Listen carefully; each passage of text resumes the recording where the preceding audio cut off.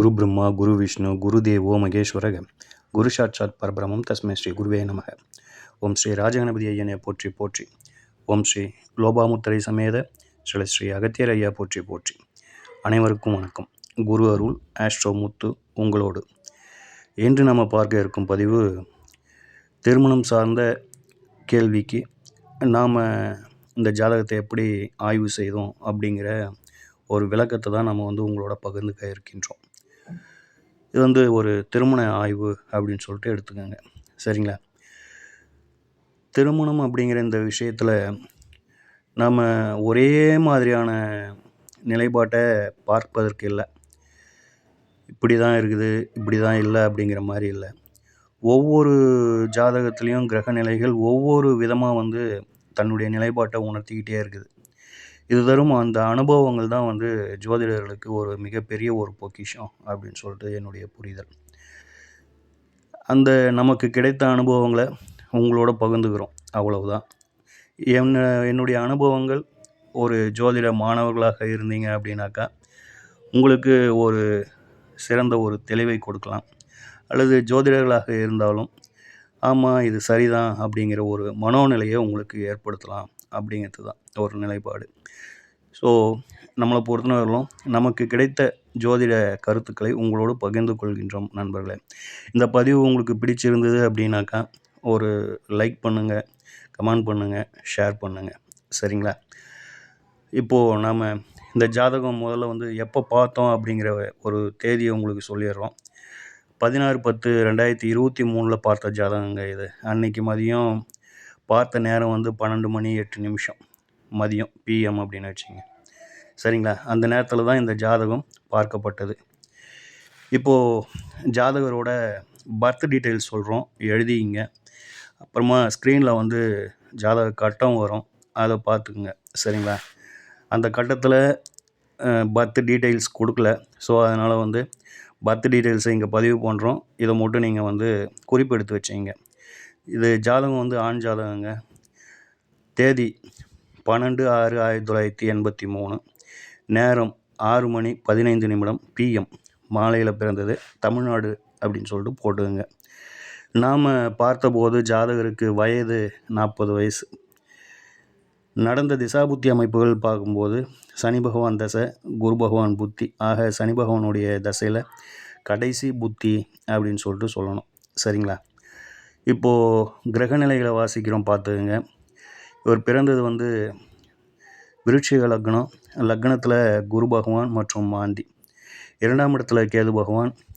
7ஆம் இடத்துல புதன் செவ்வாய் சூரியன். 8ஆம் இடத்துல ராகு சந்திரன். 9ஆம் இடத்துல சுக்கிர பகவான். 12ஆம் இடத்துல சனீஸ்வர பகவான் வக்ரம், சரிங்களா? இதுதான் கிரகநிலைகள்.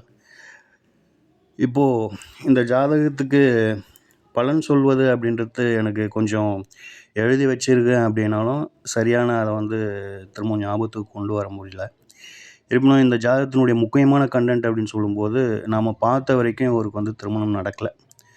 40 வயசில் இந்த ஜாதகத்தை பார்க்குறோம். அந்த 40 வயசு வரலும் ஜாதகருக்கு திருமணம் நடக்கலை அப்படிங்கிறது தான் மேட்ரு. இப்போது இது ஏன் திருமணத்தை கொடுக்கல அப்படிங்கிறதுக்கான விதிகளை நான் சொல்கிறேன், ஆய்வுக்கு உட்படுத்துங்க. அதுக்கப்புறம் நீங்கள் ஒரு ஜோதிடராக இருந்திருந்தால் இந்த கிளைண்ட்டுக்கு என்ன பதில் சொல்லியிருப்பீங்க அப்படிங்கிறத நீங்களே சிந்திச்சு பாருங்கள், சரிங்களா?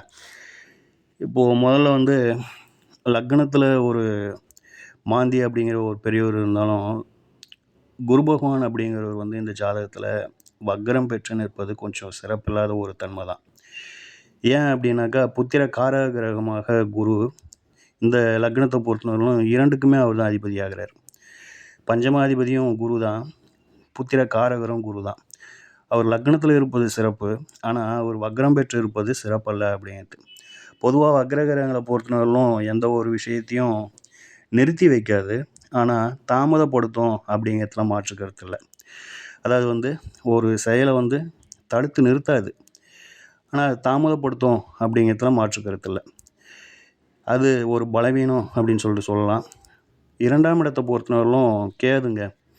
2ஆம் இடத்துல கேது இருக்க அதுவே குடும்ப தோஷம் அப்படிங்கிற ஒரு நிலைப்பாடு. அந்த இடத்த பாருங்கள், மேலும் பாருங்கள். அந்த இடத்த சனீஸ்வர பகவான் பார்க்குறாரு, செவ்வாய் பகவான் பார்க்குறாரு. ஆக 2ஆம் பாவகத்தின் காரகத்துவங்கள் பலவீனப்படுது. 2ஆம் அதிபதியும் வக்ரமாகி லக்னத்தில் நிற்கிறாரு அப்படிங்கிற மாதிரியான ஒரு நிலைப்பாடு. ஆக குடும்பஸ்தானம் அப்படிங்கிறது பலவீனப்படுது. சரிங்களா? அடுத்ததாக 7ஆம் இடத்துக்கு வந்துடுவோம். 7ஆம் இடத்துல புத பகவான் அட்டமாதிபதி புதன் 7 இருக்கிறாரு. செவ்வாய் லக்னாதிபதி செவ்வாய் இருக்கிறாரு. 10ஆம் அதிபதி சூரியன் இருக்கிறார்.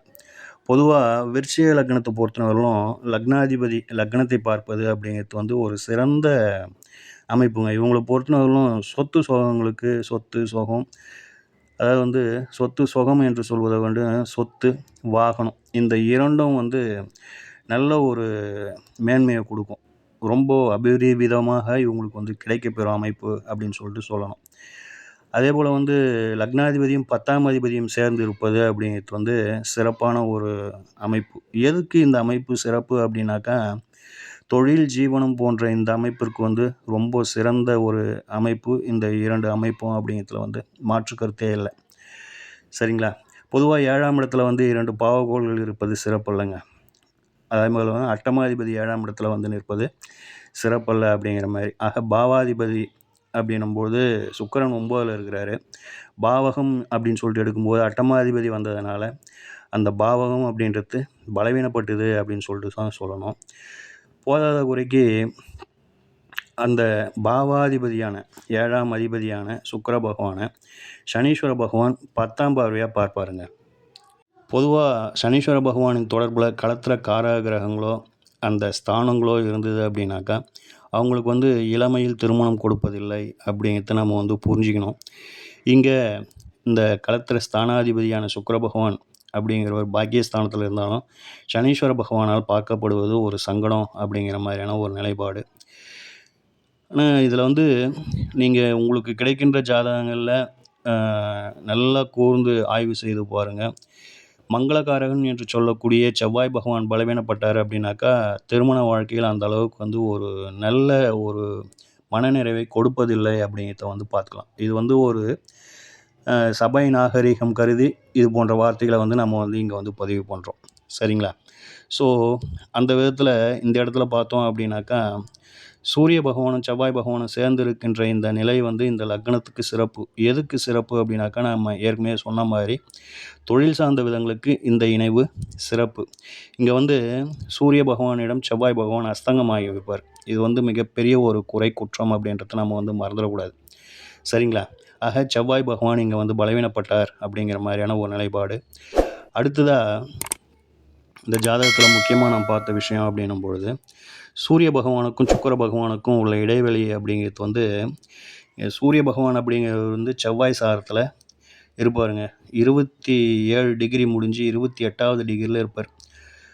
அதாவது 27 அப்படின்னு கடந்து 28 ஆரம்பத்தில் இருப்பார்னு வச்சுங்களேன். அப்போது அங்கே ஒரு 2 டிகிரி இருக்குது.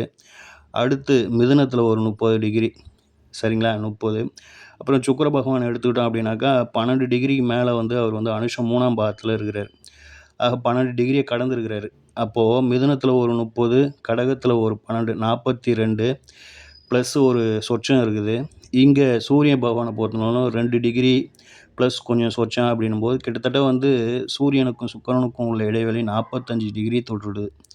இது அந்தளவுக்கு சிறப்பில்லை அப்படிங்கிற மாதிரியான ஒரு நிலைப்பாடு. சரிங்களா?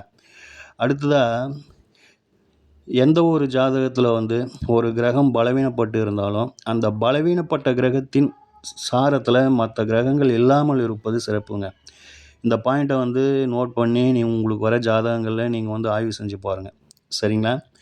ஸோ இந்த பாயிண்ட்டை நல்லா நோட் பண்ணி வச்சுங்க. இது ஒரு டிப்ஸ்னு வச்சுங்க. அதாவது ஒரு ஜாதகத்தில் ஒரு கிரகம் பலவீனப்பட்டு இருந்ததுன்னா அந்த பலவீனப்பட்ட கிரகத்தின் சாரத்தில் கிரகங்கள் இல்லாமல் இருப்பது சிறப்பு. ஆனால் இங்கே பாருங்கள், இந்த ஜாதகத்தில் சூரிய பகவான் செவ்வாய் சாரம். அடுத்ததாக பார்த்தோம் அப்படின்னாக்கா செவ்வாய் பகவான் சுயசாரம். அவரும் மிருகஷீரத்தில் இருக்கிறாருன்னு வச்சிங்களேன். அடுத்ததாக சனீஸ்வர பகவான் சித்திரை நட்சத்திரம், ராகு பகவான் மிருகஷீரம். இப்போது மொத்தமுள்ள 9 நவகோள்களில் 4 கிரகங்கள் செவ்வாய் பகவானின் சாரத்தில் நின்றுது. செவ்வாய் இந்த ஜாதகத்தில் சூரிய பகவானிடம் அஸ்தங்கம். அஸ்தங்கம் பெற்ற கிரகத்தின் சாரத்தில் 4 கிரகங்கள் இருப்பது அந்த அளவுக்கு வந்து சிறந்த நற்பலன்களை பெற முடியாது அப்படிங்கிறத நம்ம வந்து மறந்துடக்கூடாது. அடுத்ததாக இதில் இன்னொரு ஒரு மைனஸ் அப்படின்னு சொல்லிட்டு பார்க்கின்ற பொழுது, சந்திரனோடு ராகு சேர்ந்த இந்த நிலை அப்படிங்கிறது வந்து பொதுவாக வந்து லக்னத்துக்கு 2ல் கேது பகவானும் 8ல் ராகு பகவான் இருப்பதும் இது வந்து நாகதோஷம் அப்படின்னு சொல்கிற அமைப்பு. இருப்பினும் வந்து சந்திரனோடு சேர்கின்ற பொழுது இதனுடைய வலிமை அப்படிங்கிறது வந்து இன்னும் கூடுதலாக கூடும் அப்படிங்கிறது என்னுடைய தனிப்பட்ட ஒரு புரிதல். சரிங்களா? இது எல்லாத்தையும் கூர்ந்து கவனித்து இப்போது ஒரு ஜோதிடரை நாம் வந்து ஒரு முடிவுக்கு வந்து அவங்களுக்கு வந்து ஒரு பதிலை சொல்லிட்டோம். இப்போது இந்த ஜாதகம் உங்கள் கைக்கு வருதுன்னு வச்சுக்கோங்க. இது எல்லாத்தையும் நீங்கள் வந்து அப்படியே அனலைஸ் பண்ணுறீங்க. அனலைஸ் பண்ணிவிட்டு நீங்கள் வந்து அவங்களுக்கு என்ன ஒரு பலனை நீங்கள் வந்து சொல்லுவீங்க அப்படிங்கிறத நீங்கள் உங்கள் மனசுக்குள்ளே சொல்லுங்கள். அல்லது இல்லைங்க நான் பதிவே பண்ணுறேன் அப்படின்னு சொல்லிட்டு உங்களுக்கு ஆசை இருந்தது முடியும் அப்படின்னாக்கா கமெண்ட் பாக்ஸில் உங்களுடைய முடிவுகளை கமெண்ட் பாக்ஸில் பதிவு பண்ணுங்கள். சரிங்களா? அடுத்த நாம் பார்த்தபோது எப்பயுமே வந்து என்னுடைய பழக்க வழக்கங்களில் ஒன்று கோச்சார சந்திரனுக்கு முக்கியத்துவம் கொடுப்பது. இவங்க கேட்ட கேள்வி அப்படின்னும் போது பையனுக்கு கல்யாணம் நடக்குமா பார்த்து சொல்லுங்கள் அப்படின்றது தான் கேள்வி. நாம் பார்த்த அன்னைக்கு 16/10/2023 12:08 அப்போ வந்து டைம் வந்து 12:08 AM அப்படின்னு பிஎம்னு வச்சிங்களேன். ஸோ நம்ம பார்த்த அன்றைய தினம் கோச்சார சந்திரன் எங்கே பயணிக்கிறார் அப்படின்னா துலாத்தில் பயணிக்கிறார். துலாத்தில் வந்து பிறவி ஜாதகத்தில் சனீஸ்வர பகவான் இருக்கிறாரு. அவர் வக்ரமாகி இருக்கிறார். இந்த ஜாதகத்தை பொறுத்தவரையிலும் லக்னம் அப்படிங்கிறதே வந்து முதல்ல வந்து பாவகத்திரி தோஷத்தில் அமைஞ்சது. அது வேற ஒரு சிக்கல் அப்படின்றத வச்சுங்க. ஒன்று போனால் ஒன்று வரும் அப்படிங்கிற மாதிரியான ஒரு நிலைப்பாடு. இப்போது சனீஸ்வர பகவான் வக்ரம், குரு பகவான் வக்ரம், அடுத்தது கேது. இவங்க கேட்குற கேள்வி என்ன அப்படின்னாக்கா ஒரு சுப நிகழ்வை பற்றி கேட்குறாங்க. திருமணம் போன்ற சுப நிகழ்வை பற்றி கேட்கும்போது ஒன்று செவ்வாயின் தொடர்பு வரணும், அல்லது குரு பகவானின் தொடர்பு வரணும், இல்லை களத்திர காரகன் என்று சொல்லக்கூடிய சுக்கிரனின் தொடர்பு வரணும். இது போன்ற தொடர்புகள் சந்திர பகவானுக்கு வந்தது அப்படின்னாக்கா ஓரளவுக்கு வந்து நம்ம வந்து ஒரு பதிலை சொல்லலாம். ஆனால் நாம் இவங்க ஜாதகம் பார்த்த அன்னைக்கு கோச்சார சந்திரன் லக்னத்துக்கு 12ஆம் இடத்துக்கு வந்துட்டார். 12ஆம் இடத்துக்கு வந்து சனீஸ்வர பகவானை தான் முதல்ல வந்து தொடுறாரு. அதுக்கு அடுத்தது குரு பகவானை தொடுறாரு. அதுக்கு அடுத்தது கேது பகவான் தொடுறாரு. இது 3மே வந்து வக்ர கிரகங்கள் அப்படிங்கிறதுல ஒரு மாற்று கருத்து இல்லை. ஏன்னா சனீஸ்வர பகவான் வக்ரம், குரு வக்ரம், கேது வக்ரம். ஸோ இது போன்ற நிலைப்பாடுகளில் சந்திர பகவான் பயணிக்கிறாரு. 7ஆம் இடத்தை கடந்துட்டார். 7ஆம் அதிபதியோ அல்லது வந்து 7ஆம் பாவத்தையோ தொடர்பு கொள்ளலை அப்படிங்கிற மாதிரியான ஒரு நிலைப்பாட்டில் தான் இந்த ஜாதகத்திற்கு பலன் சொன்னோம் அப்படிங்கிறத பார்த்துக்கோங்க. சரிங்களா? ஸோ இந்த ஜாதகத்தை பொறுத்தவரையிலும் ஜோதிடர்களின் ஜோதிட ஆய்வுக்காக உங்களின் மேலான கருத்துக்களை வந்து கொஞ்சம் டைம் எடுத்து கமெண்ட் பாக்ஸில் உங்களுடைய கருத்துக்களை பதிவு செய்யுங்க அப்படின்னு சொல்லிட்டு திரும்பவும் கேட்டுக்கிறோம். திரும்பவும் கேட்பது சொல்வது அப்படின்னும் பொழுது இந்த பதிவு உங்களுக்கு பிடிச்சிருந்தது அப்படின்னாக்கா ஒரு லைக் பண்ணுங்கள், ஷேர் பண்ணுங்கள், கமெண்ட் பண்ணுங்கள். சரிங்களா? ஓம் ஸ்ரீ ராஜகணபதி ஐயா அவர்களின் அருளோடும், ஓம் ஸ்ரீ லோபாமுத்திரை சமேத ஸ்ரீ அகத்திர ஐயா அவர்களின் ஆசியோடும் அனைவருக்கும் வாழ்வில் நலமும் வளமும் கிடைக்கப் பெற்று ஆனந்தமும் மகிழ்ச்சியும் என்றென்றும் நிலைத்திருக்கட்டும். வாழ்க வளமுடன், வாழ்க பல்லாண்டு. நன்றிகள், வணக்கம்.